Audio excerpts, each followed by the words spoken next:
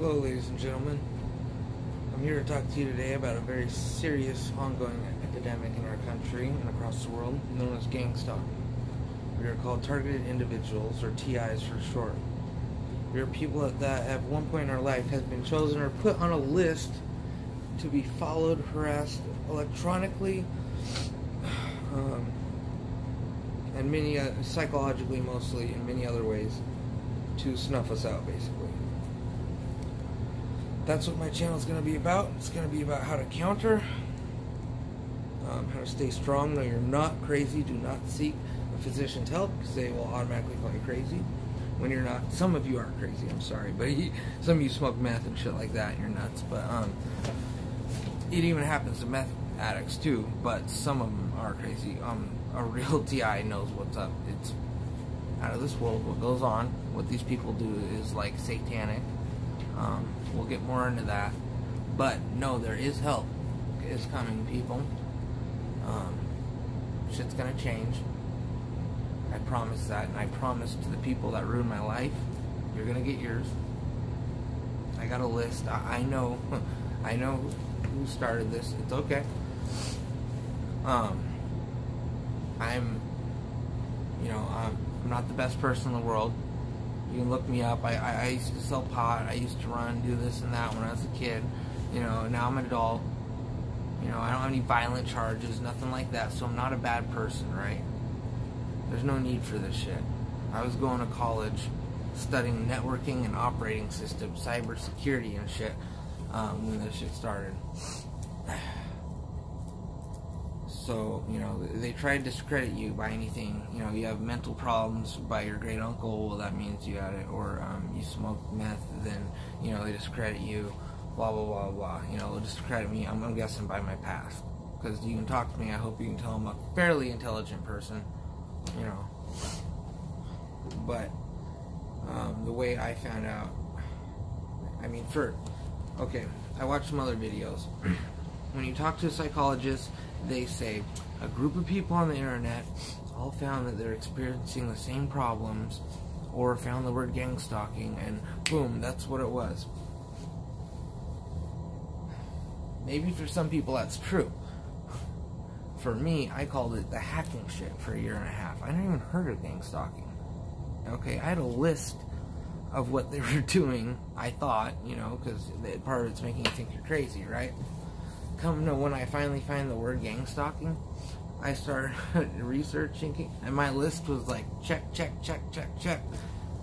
People following you, flashing their lights at you when you're driving, one-handed language, people communicating in front of you, but your spouse can't see it, because they only do it when you're looking. So you're like, hey babe, look at that! Oh, well, you missed it, you know what I mean? It's hard to explain. Maybe you should research it, the coffee cup thing. You spill coffee in a guy at a diner, then every day you wake up to get your paper and there's a coffee cup sitting on your car every day, and you're like, oh shit, someone's fucking with me. It's kind of a good analogy, but not really, because these people are so good, they wouldn't leave a coffee cup because that leaves proof, that leaves evidence. They would drive by and wave a coffee cup. See, in the year and a half, they've hacked me, they've stole shit, they've broken my cars, they've done this and that and that, but there's barely any proof I have, besides two things and a bunch of papers I got off my computer that was crazy. I'll talk about that later. Okay, they're that good though. So the point is that coffee cup analogy, leaving the cup, that leaves a physical something that someone actually was there. So when you try to tell your sister about it or whatever, she's like, wow, someone really is doing this. Okay, no, they would wave the coffee cup. She's like, are you sure people aren't driving by them, just holding up their coffee or drink? Yeah, you're crazy. That's more like what it'd be, because no one else sees it, I read somewhere it was a Soviet tactic to get corrupt politicians to kill themselves without pulling a trigger, without someone else, sorry, I'm getting a little frustrated. I don't really do public talking. It was a Soviet tactic to get people to kill themselves without having to hire anyone, to make them do it themselves, okay? That way, no one get in trouble. And it's fucking genius, I hate Adolf Hitler, but he was a fucking genius, right? I'm sorry to say it, I also heard that some of this has something to do with Project Montauk, shit like that. Something that makes a lot of sense is that, you know, Hitler, I mean, you know how he studied all kinds of crazy demonic to this, to that.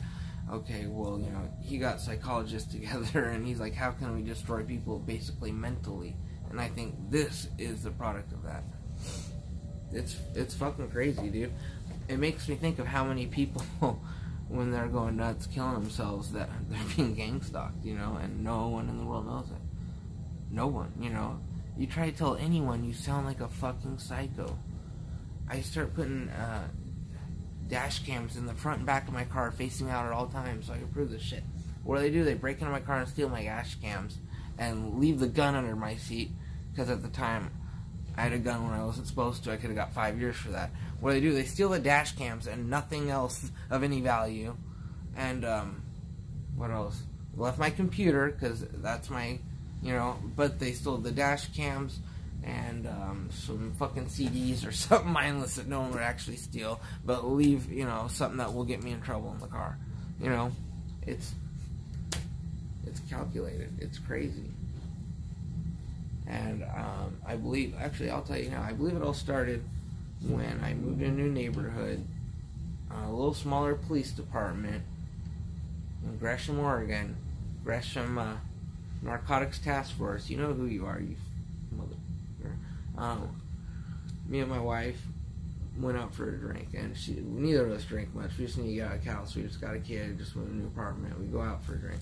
We get pulled over for a taillight out, and we just got in this car, and I'm very adamant on checking my lights daily, so I know there's no light out, or he said license plate light. And I kept asking him right when we got pulled over, can I please see the light? We showed him it, and he said, no. Wouldn't let me see it at all. Okay, my license was suspended, so okay, I can't drive, whatever. My wife has valid license insurance, but she's a lightweight, so I wanted to drive when we left just to avoid anything, you know, just home. She wasn't drunk. She wasn't even really buzzed. Yeah, you know, they ran the Dewey, they ran the sobriety test. She passed, but they said that in an hour or so it could hit her, and she could be too drunk then to drive.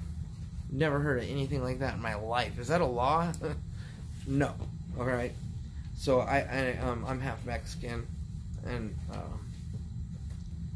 it was around a lot of that Black Lives Matter stuff was going on, and cops were killing a lot of people. Well, I put them on streaming live Facebook the whole time for my safety. I told them just kind of just to fuck with them, because I hate these corrupt cops, because yeah, they have a big part in a lot of things in my life. A lot of cops are corrupt. If you know, spending a little time on the other side of the law is. My only charges are for marijuana, which are now legal, okay? So it's funny how I was on the other side of the law, but it's legal now, you know. I was legal to have my drugs. I had 6 pounds of pot. I had 4 pounds of pot. I could have 6. But in the county I was in, the police didn't agree with the law, even though it was legal, so they lied and planted evidence.